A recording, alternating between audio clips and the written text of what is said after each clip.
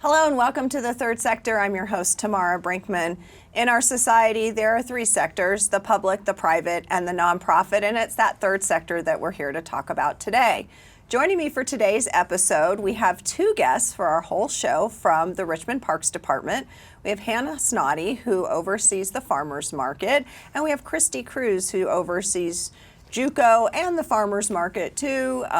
They kind of tag team and work together. And so Hannah and Kristi, welcome to the Third Sector. Thanks for having us. Well, look at that, in sync. You guys, you can tell you guys work together a lot. Yes, we bet you finish each other's sentences. We 100% do. Yes. Yeah. We'll try not to do that too much. That's okay. That's okay. I think that's a great sign of obviously a great working relationship. That obviously helps things be better, smoother, happier work life, and everything, including the program's benefit, right? Yes. Well, let's talk about Richmond Parks Department. So let's start with JUKO, maybe, if you want to, and talk a little bit about how did JUKO come to be a program within the Parks Department? JUKO has been a staple of the community for 35 plus years. It's seen some different faces and has definitely evolved into what it is now. It kind of started in the neighborhoods and we try to keep that. We have 4 different site locations to make sure that everyone in the community has access to one of those camps. Okay. So yeah, it's been around for a really long time and has definitely evolved into what it is today.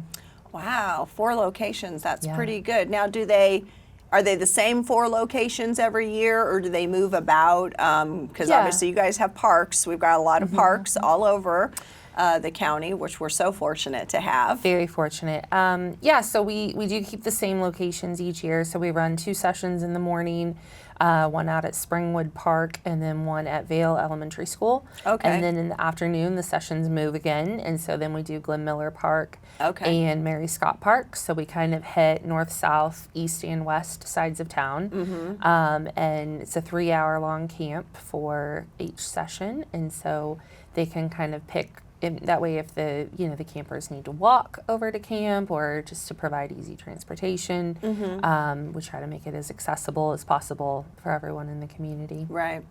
So, what's the age range that JUKO that fits for a JUKO camp? So our longest JUKO camp is for grades 1 through 6, entering in the fall. So for those kids, that's a 6-week-long camp. So, but then we also have our little JUKO program, which is for ages 3 to 5. So that takes place once the 6-week camp is over. And then we also host JUKO Rocks, which is for our kids with special needs. That's going to be for grades 1 through 9. So we try to hit, a lot of different age groups. They can start coming as early as age 3 and be a part of the camp until they hit that middle school age. And then once they've kind of aged out of camp, we also offer a junior counselor program. So if they want to come back and, we've got a few kids that they're just not ready to be done. And so we give them kind of a junior counselor role where they can have a little leadership experience, work with the counselors. And we even have some that stick it out then and come back and they're full-fledged JUKO counselors. So isn't that wonderful? It's really cool to see, how many kids, and there's kids in the camp now that say, oh, I'm going to be a JUKO counselor one day.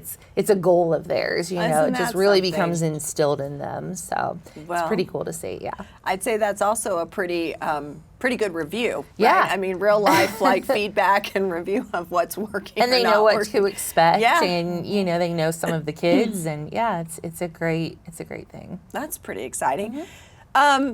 Tell us a little bit about what happens at camp. I mean, what kind of activities? It's a full day. So when the kids arrive, of course, our staff is there. We try to provide at least 1 counselor per 3 to 4 kids. We want to make sure that we've got lots of staff there. So they check in with the staff, and then we break them up, usually by age groups. And so we'll rotate them around between an arts and crafts activity. They like to have a little park time, just to play on the playground and play games. And then we just rotate that around. So it's usually like an arts and craft, a game, and then park time. so that they get a little bit of time. Yeah. Every camper gets free lunch while they're at JUKO. That's provided through the USDA and Richmond Community Schools, so they bring lunches out to the campsite. So whether they're coming in the morning or they're in the afternoon, they either end their day with lunch or they start their day with lunch, but we make sure that every camper gets fed while they're there. And then they just get to play. But it is structured, you know, so they do, you know, it's our one rule at JUKO is 100% participation. You know, it's just a short amount of time, so we just want to make sure that every kid has an opportunity to participate in each of the activities that we have for them. We have an arts and crafts leader who plans a different activity for every single day. She's amazing. Crafty Carol is what we call her. But she, from the beginning, you know, we start working with her in the spring. She plans out an activity for every single day. She'll plan it around, you know, some of the holidays and what's going on in the community.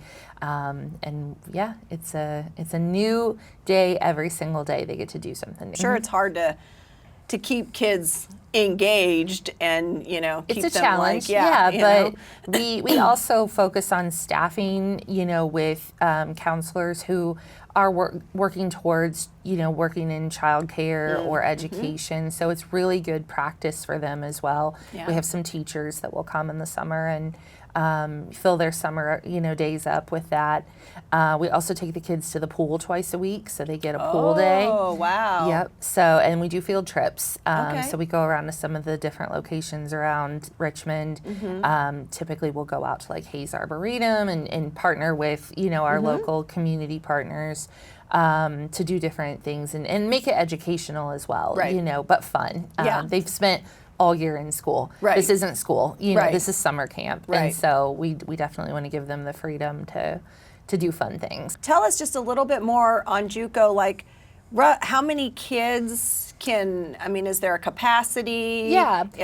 How do you get, if you want to know more about the camp or potentially want to maybe think about sending your kiddo in this next summertime? Yeah, so JUKO is free for all kids. There's no charge to attend JUKO. We are very lucky to get a lot of support from the community to help us run this camp program. We do apply for different grants and try to get funding that way. But there is a capacity limit just because we do want to staff appropriately. So we do limit that. They can sign up. Usually registrations will open up sometime in the late spring before the school year ends, so they can get signed up. They can sign up online. They can come to the Richmond Parks office and get signed up. So we'll definitely be promoting that heavily towards the end of the spring, where to get signed up. And it's up to them which location they want to go to, but they do sign up for a specific location, and that's the location that they're registered to. Got it. Okay. So that's all we ask is just sign up in advance and let us know anything we need to know about the kiddos, and we'll make sure they have a great summer. That's pretty neat. I think the fact that you're able to accommodate the diversity, right? You've got some of the older kids, you've got little kiddos that, you know, obviously are going to, you know, have a different attention span and and focus that a little differently, and then still be able to, you know, let families who have kids with disabilities or some kind of, you know, need some extra attention.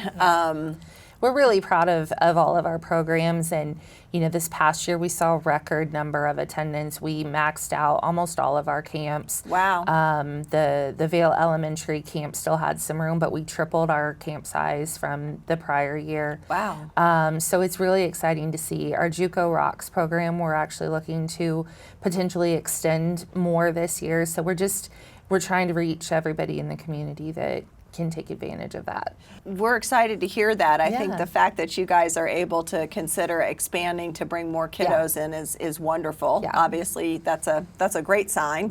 So tripling it, would you have any idea, like roughly how many kids maybe went through it? Total, we provided camp to over 400 campers last year. Wow. Okay. With all of the camps combined. So our little JUKO camps, we maxed those out at 30 kids per camp. We do make that one a little bit smaller. Those kids need a little bit more one-on-one attention. So we do make that one a little bit smaller. The grades 1 through 6, we maxed out 3 of the campsites at, I want to say it was 75 campers per site. And they don't have to come every day, so it's, you know, sometimes it's an option if they once you're signed up, you can pick and choose what days you want to come. And then for JUKO Rocks, we maxed that out at 15 campers this year. Okay. So Wow. just over 400 local children that were able to come out and enjoy JUKO. That's a lot of kiddos. It's a lot of kids. That's a lot of kiddos. Yeah. All right, so we're going to shift gears just a little bit, and here, give me a chance to share some of what she does. So, tell us about the farmers market. How long has Richmond had a farmers market, and you know, when did that? How did that come to be? Richmond actually has had a farmers market for a while. We actually just this past year celebrated 50 years of being a farmers market here in Richmond. Obviously, that's been, you know, that history has looked different over the past 50 years, and it's not always been under the Richmond Parks Department or the City of Richmond. That's been kind of a new undertaking, I think, you know, probably about the past 7 years or so. So we have a lot of people that'll come to the market, especially when we did our like our birthday celebration is kind of what we called it, where we celebrated 50 years. And you know, it's crazy how many people still don't know that the market's here now, but that it was also there 50 years ago. I mean, there's such a history, it's such a rich history there for the market. Wow. So yeah, it dates back to, I think, what does that make it, 1974? If I do my math right, I believe. Yes. So, yep. And we have vendors that have been with us for Pretty much that whole 25, 30 time. years Wow. that have been coming out. Talk a little bit more about, obviously, the farmers market. We can't be an outdoor market all year round here in Indiana, unlike some places. So locations, and just a little bit about how that changes up sort of seasonally, I guess. Yeah, we're very fortunate to be a year-round farmers market. But like you said, I mean, Indiana weather, you know, we can't be sunshine all the time. We're in snow right now. So, you know, we're outside at Jack Elser Plaza between May throughout October. And then starting in November all the way through April, we move to the historic Star Jeanette building. Okay. What are some of the benefits of coming and shopping at the farmers market? Oh, that's a loaded question. Oh gosh, there's so many benefits. I mean, we really strive to be a good community gathering place and a place to support these small businesses, our local farmers. We want to make it as accessible as possible, just like JUKO does. You know, we want to make sure that we're involving as many pockets of the community as we can. We want to create traffic downtown. We want to boost that local economy. We want to support these goals and dreams of our neighbors, you know, and our community members.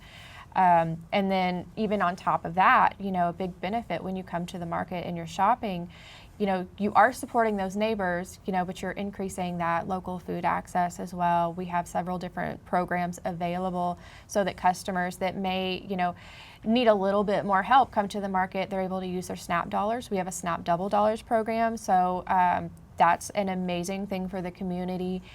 We also new this year have a WIC Market Match program, so those that are on WIC benefits, we're actually able to match WIC benefits at the market as well. Okay.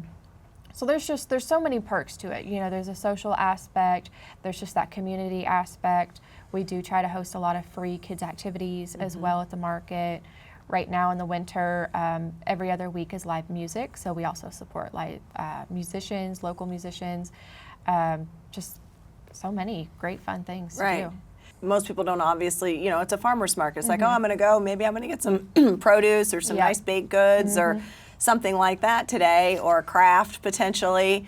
But I don't think people realize the full circle community benefit and effect that that farmers market has. And you named so many different things that become the domino effect of having the farmers market.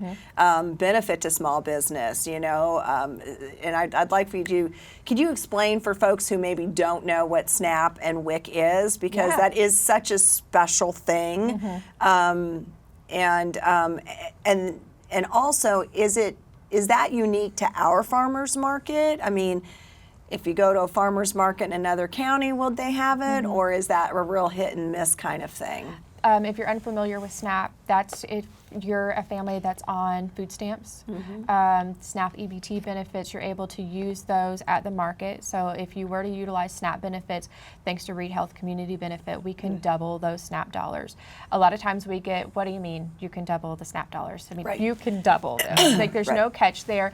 So if you pull 20 off your card, we give you 40 back in market tokens to use with our vendors. And right now, all of our SNAP eligible vendors are accepting the SNAP tokens. So that's amazing as well to see that vendor support of increasing that local food access.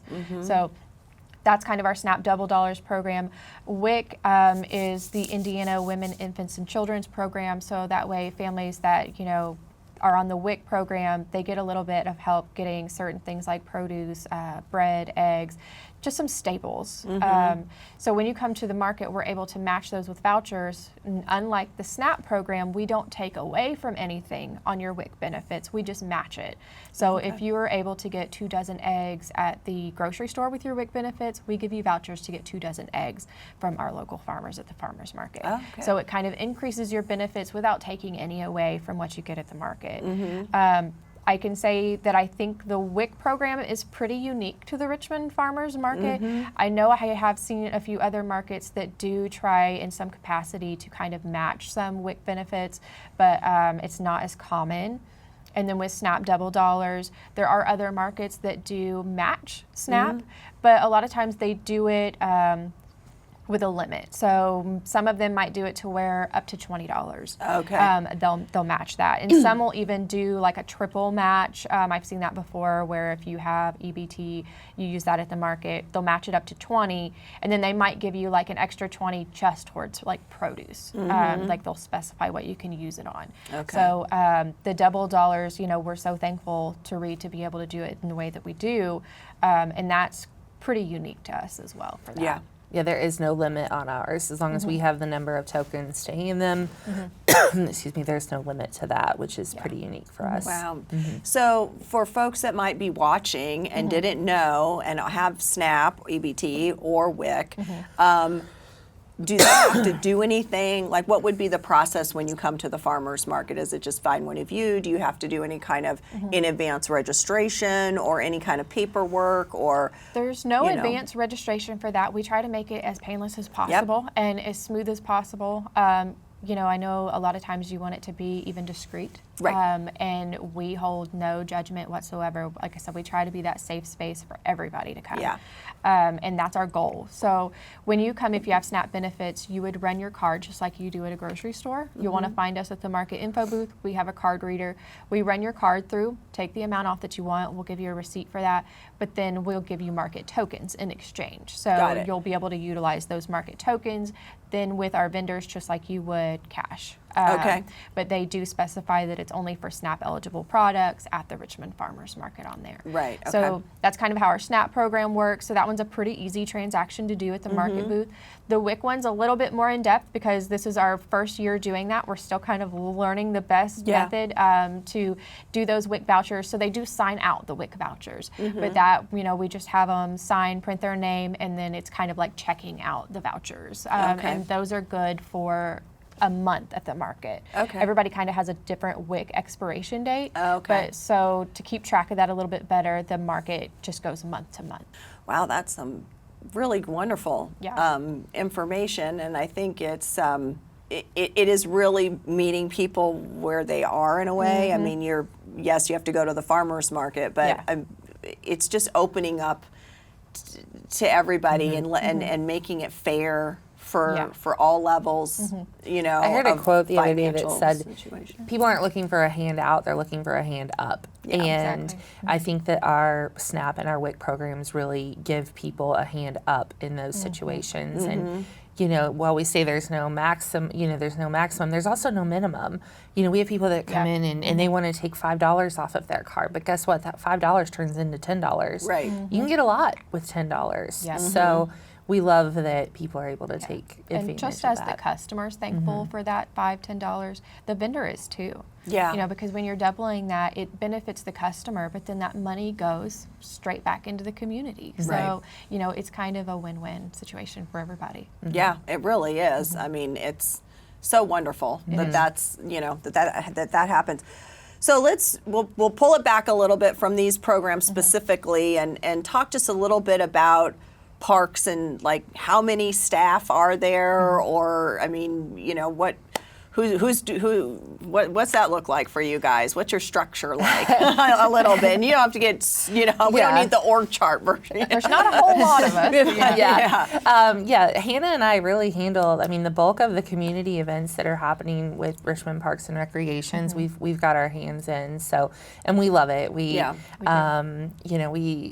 thrive in the chaos of event planning. Chaos coordinators is what we call ourselves. Yeah. Oh, okay. That's a good one. That's a great title. But we're really lucky that the park staff in general, even our business manager and our administrative assistant, they love to jump in and help us with these events. But yeah, there's only a couple of us, and sometimes we're handling events for a couple hundred up to a couple thousand people. So it takes a lot, and we do have we're always looking for volunteers to help at the community events. So if that's something that someone's interested in, they can certainly reach out to the park office and get signed up as a volunteer and find out more about all of the events that we do, year-round events. We keep moving. So even in the wintertime. Even in the wintertime, yeah, we're getting ready for a couple of events here soon. So that's always an option. And but yeah. I mean, even outside of events, we do have a maintenance department. There is a floral department, and those departments even are not very big. I couldn't give you the number of maintenance people that we have, but I know in floral it's just a handful that deals with all of the beautification that you see in our parks. We have a trails leader who helps with our trails within the parks and also helps with volunteer coordination. So I think we have so much land to cover. It's a lot. Trying to disperse these people within all of it is insane. So we're always looking for volunteers to help. Okay. How many parks do you all cover? Do you know? Just gonna put us on the spot. Or a ballpark, give or take. I want to say, is it 18? It sounds. Is that just Richmond? Yeah. Wow. Yeah. 18 parks in just Richmond. Yeah. It's a lot. It's a lot. Yeah. I can't pull the exact square footage off the top of my head, but we maintain a lot. And to speak to our maintenance and our floral and beautification teams, they do hire some additional help in the summertime when it comes to mowing and keeping up with the grounds and, there's a lot, and everything. Yeah, but they're working, they're out there clearing snow and mulching leaves and doing all the things year round. So it's a lot of work. Well, I always enjoy when I'm driving. Well, it's when I'm through downtown on Main Street and they're out there planting flowers or changing it seasonally to something that's more holiday-like or whatever that looks like. There's it's pretty exciting. I think they got a lot of compliments on the mums this year. The mums were gorgeous this year. Big, yes. We did get a lot of compliments on those. I know when I first moved to Richmond, one of my favorite things was when you were driving down and you saw that it's spring. On the hill of Glen Miller, in flowers, and that was just something that it was just unique to me. I'd never seen anything like that. So, now here I am. I work for parks, so. It really resonated. It must have. Jumped right on in with the Parks Department. Well, that's pretty great. So I know you all have a boss. Who drives the boss's boss? Like, who does the boss answer to in your the structure? boss? So we work with Denise Retz, who's the park superintendent, and Denise works just under the mayor, Ron Oler, current mayor Ron Oler. So yeah, it's a citywide operation, and they're very involved and they get very excited. And Mayor Oler was just out at our trick or treat event this past fall, handing out candy to the trick or treaters, and by the market he comes to the farmers market quite often with his wife and walks around and shops. So I think you know, I moved away from Richmond for a long time, and coming back to that hometown, small town feel, I think is something I was missing a lot. And it's really neat to see, you know, from the mayor down to the department heads of the city of Richmond, we see them all at the market, shopping and supporting the local community. It's a pretty nice market. I mean, I've definitely been to it. I have to confess, I've only been to it in the summertime. I have not been to it when it moves, you know, locations for the winter. I don't really necessarily know why that is per se, but it's cold. And definitely for a Saturday when it's winter and it's dark. I think that's that's probably tough. But be a good time to come out. I know. I got to do it. I got to come on out and see it in that point. I do want to make sure we're down to just our last couple of minutes. I mean, our time always goes so fast on this show. I'm always like, oh, we have so much time, and then you're like, oh, no, we don't. So in just about a minute each, just under, I'm going to give you guys a question. You can choose who answers first. What brings you the most joy about what you do? I always have a moment during my events where, you know, like Hannah said, we're chaos coordinators, so you feel like you're just, you know, you're fielding so many things, and then when the event happens, standing back and just watching the community enjoy what you've put together, you know, no matter what the event is, you know, whether it's JUKO camp or a special event day at the farmers market, I just love that moment of standing back and just watching everyone enjoy what we're doing. And, you know, parks in general, our events are free. They're here for the community. You know, we do things year round to try to get people out and enjoy the parks and create those memories with their families. So I think that's why I do what I do, is just to be able to watch people do that. Your why, Hannah? I mean, I resonate with what you said for sure. You know, and you mentioned something about the small town feel of Richmond, which is funny because to me, Richmond's big. You know, I come from a very, very small town in Kentucky where I couldn't even give a number, but it was also the poorest county in Kentucky for a very long time. So that local food access, that community engagement aspect is something that really is near and dear to my heart. You know, because that's where you have to rely on your neighbors, you have to rely on your farmers. Sometimes that's the only way you're going to get a meal at the end of the day. So I kind of wanted to find that community again, and that's how I got started with the farmers market. I said, you know, this is kind of my segue in. I need to find that again. And boy, did I. You know, now I get to set up with these people every Saturday, also Tuesdays, you know, in the summer. And they're just amazing people. And to see how many people care. And I always say, you know, when you work together in the community, that's how you grow the community. And what I mean by that is, like, we're all not necessarily like me and Kristi working together, but when you see a problem and you're all working to that solution.